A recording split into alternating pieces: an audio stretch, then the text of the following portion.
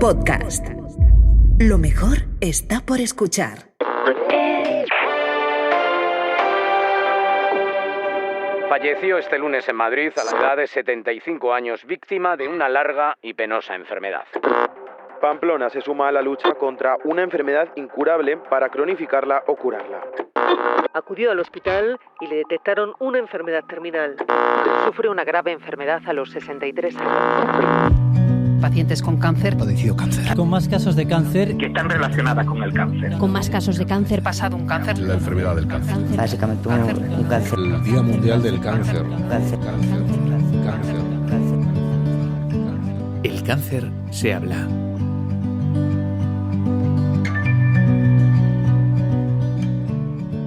Las voces de los hombres se escuchan mucho. No vivimos en un mundo donde los hombres sean silenciados.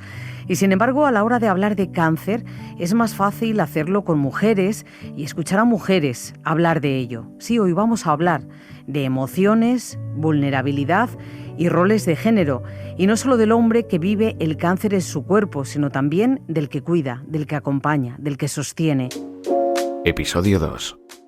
De cómo viven el cáncer los hombres, se habla.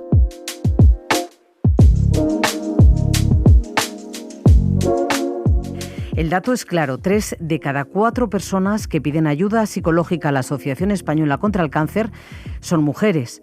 ¿Dónde están los hombres? ¿Por qué siguen sin acudir a estos recursos con la misma frecuencia? ¿Es que no lo necesitan?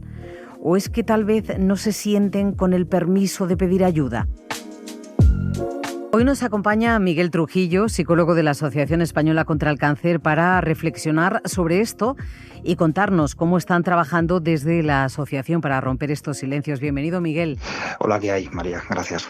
Gracias a ti, por supuesto, por estar aquí con nosotros. Lo primero que te queríamos preguntar es el impacto psicológico que tiene el cáncer en los hombres y en qué se diferencia su forma de afrontarlo de la que tienen, por ejemplo, las mujeres. Pues mira, María, te diría que el impacto es brutal. Es algo que te desmonta completamente la vida. Pero en el caso de los hombres, además de eso, tenemos que añadir que ese guión que nos enseñan cuando somos pequeños, ¿no? Ese que dice no llores, no te quejes, sé fuerte, aguanta como si no pasara nada.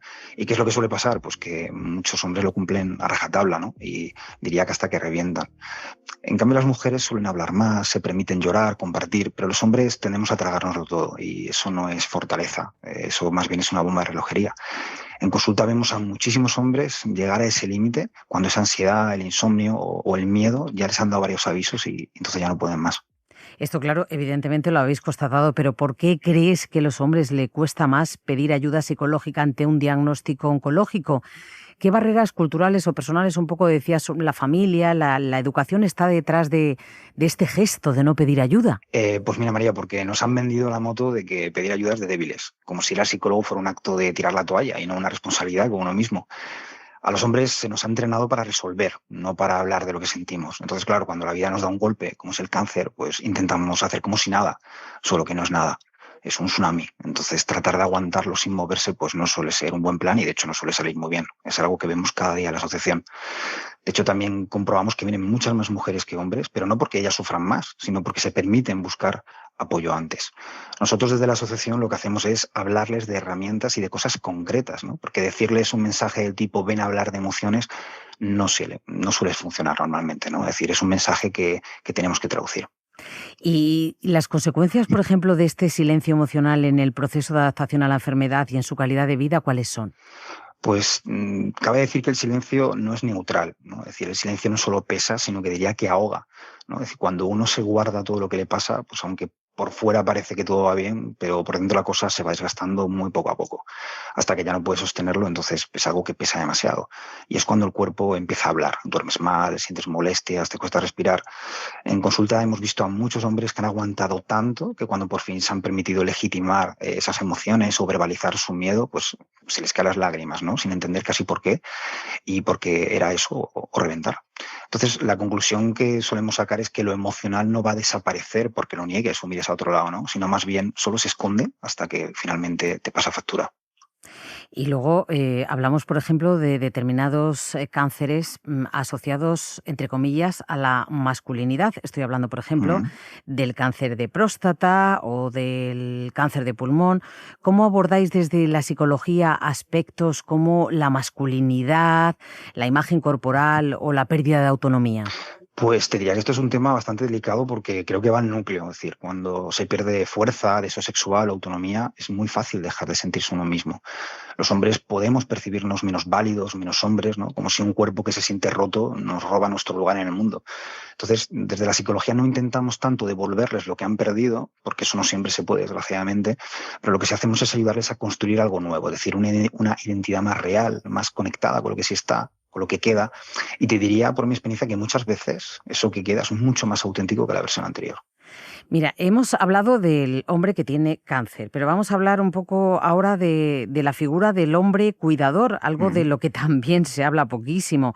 ¿Qué dificultades encontráis en los hombres que cuidan a una pareja o a un familiar con cáncer?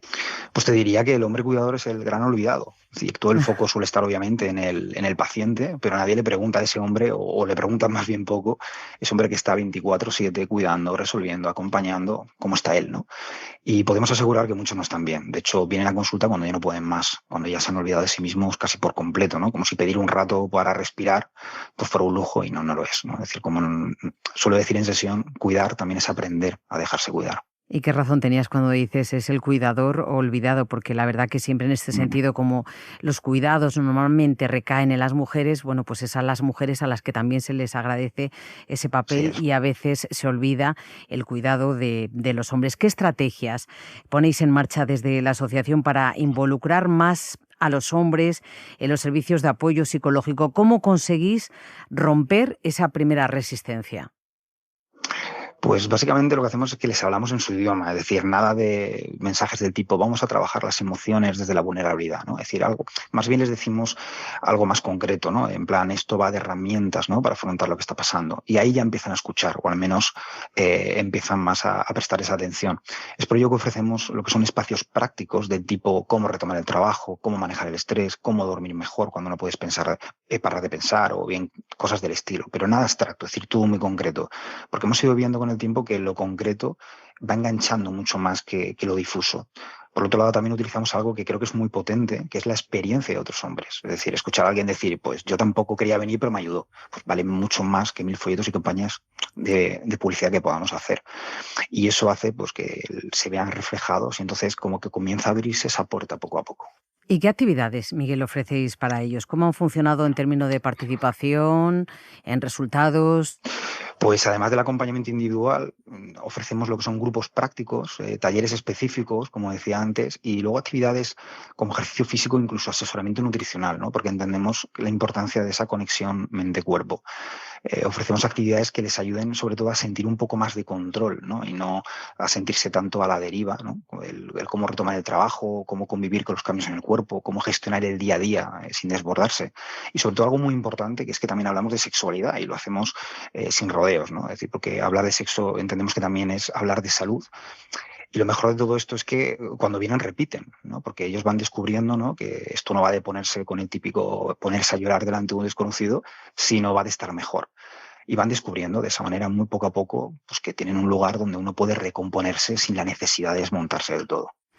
Y por último, ¿qué mensaje te gustaría dejarle hoy a ese hombre, bueno, pues que nos está escuchando, que está atravesando un cáncer o acompañando a alguien, pero que aún no se ha decidido a pedir ayuda?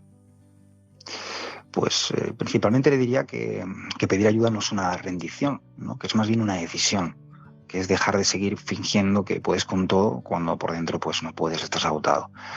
Le diría que pedir ayuda pues no te hace menos, ¿no? Sino que incluso te hace más capaz, incluso diría que más libre, y que no tienes que venir a contarlo todo, ni abrirte en canal. A veces solo hace falta pues eso, que te escuchen sin juicio y sobre todo sin prisa.